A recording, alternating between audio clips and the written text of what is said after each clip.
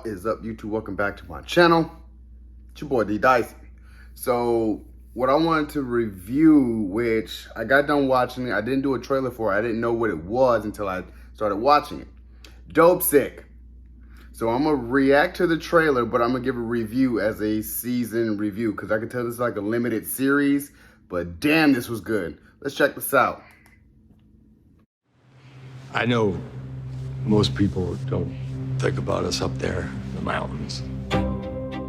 Many of my patients are miners. It's dangerous work, and they carry the burden of building this nation on their backs.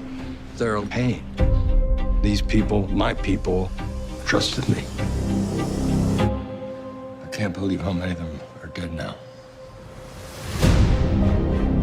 We've begun looking at something that could be big. OxyContin.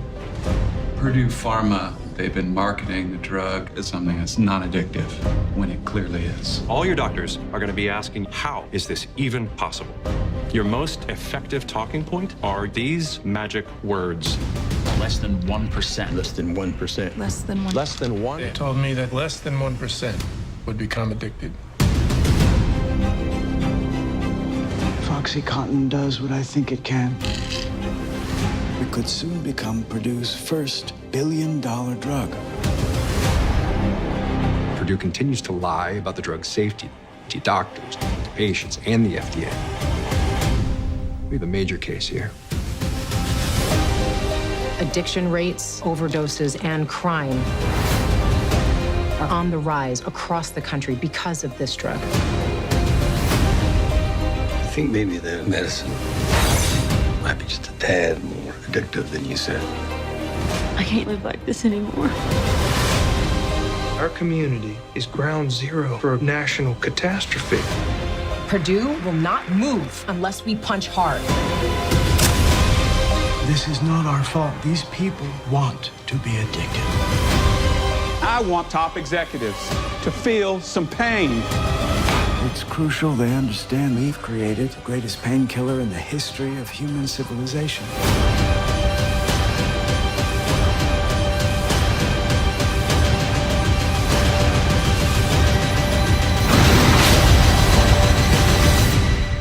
I think I can make this the biggest drug in the world.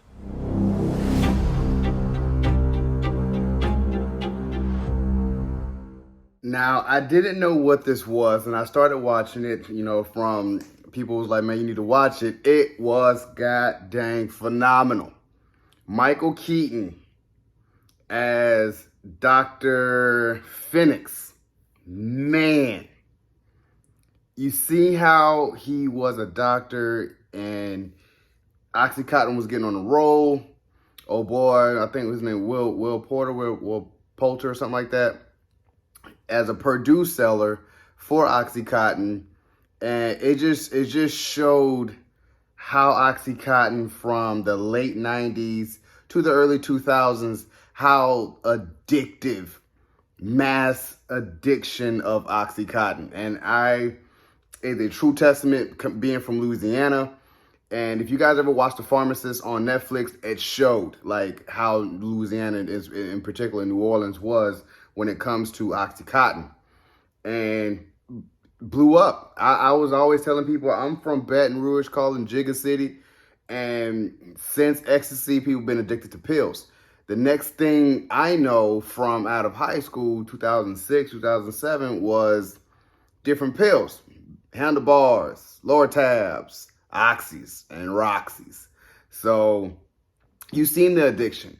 But getting back to Michael Keaton, I feel like he definitely deserves any type of award that he got for this, because as a doctor started prescribing it, he started taking it and then got addicted, massively addicted. And you've seen how his life changed from being addicted to OxyContin to where it's so strong that it showed from Purdue jumping up from the 30 milligrams to the 60s to the 80s to the 120s. I'm like, God dang, 120, 80 milligrams and one little pill, you were going to be zooted.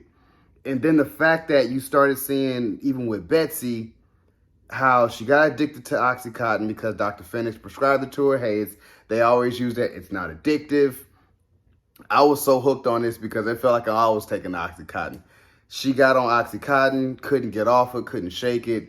They needed something where they needed a stronger high. They started licking it, rub it across your skin, crush it up, snort it. And then people start crushing it up, shooting it up. I was like, man, this is Oxycontin. This is a prescribed drug. People breaking in pharmacies, and they just treated this as a real opioid, crisis. I looked at it because I'm on the fence with it, because same thing that they did with the crack in the 80s that really just blew up South Central Los Angeles, which is predominantly black.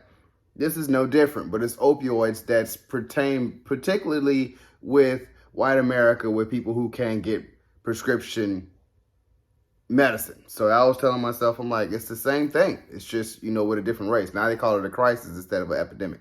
So I was telling myself, I'm like, I don't feel a lot of love lost, but it's addiction nevertheless. I still don't like it. And you just seen all the major players, like, when the Purdue Farmers, Purdue Pharma, I know that they were saying farmer and farm up, but the Purdue Pharma sellers, like with Will, and then the girl that he was with, she was such a ass, but she was like, I'm going to New Orleans. I was hoping they showed, or it might be another season, how New Orleans really became impacted by Oxycontin, which it was huge. Like, if you guys watch The Pharmacist on Netflix, it will tell you what happened in New Orleans. Like, it was a huge hub for oxys. And it just led you down that path. Like, you seen Betsy addicted to it, couldn't shake it, tried to shake it, going to rehab, and she ended up started getting on heroin because it was something like where it was a coping mechanism, because you had the shakes just like heroin. So she got on heroin, and then eventually OD. I loved how Dr. Phoenix got on it, went to jail, still was fiending for it while he was in rehab, because he's understanding what rehab is, and then got back on it. And then he just really wanted to see a change, because he was telling himself, like, man, I may die from this. So he really set out trying to get his medical license back, and then eventually finding doing the methadone, that didn't work, and really going through an addict's perspective of what type of treatment can you get for this, because this is a hard addiction to shake. And he eventually does it. And that's why I was telling myself, I'm like, yeah, this is a story and a series that I feel like everybody should watch, because be aware of the pills that you're taking. And right now, the most craziest thing is that you elevated more drugs from Oxycontin to the early 2000s to now it's fentanyl. Now fentanyl is being doused in every type of drug where you're causing all kinds of OD. I just seen somebody put fentanyl in marijuana, and I'm like, oh my gosh. Drugs is always going to be something that's very elusive, especially opioids. And you see how these things can really, really mess you up, and it presents a chemical imbalance in you where you're altered, you're changed forever. Your brain is rewired to be dependent on these opioids. That's why I never like taking medicine. I take medicine when I absolutely need to, and it's strictly Mucinex. Like, when it comes to perks and, Percocets, you see all kinds of people. And Oxycontin is you can still buy Oxycontin today. It's crazy how these billion-dollar industries are affecting law enforcement. They affect the FDA. How all these people are intertwined when it comes to bigwigs to keep this drug on the market.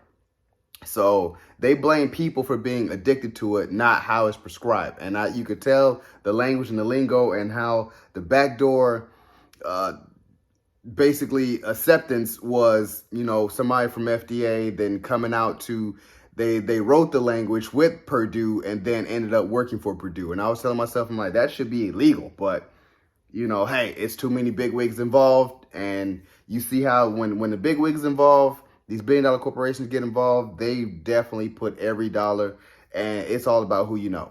That's why I feel like this is such a heartbreaking story, but at the same time, it's something that needs to be watched. I loved every bit of it. I was addicted to it.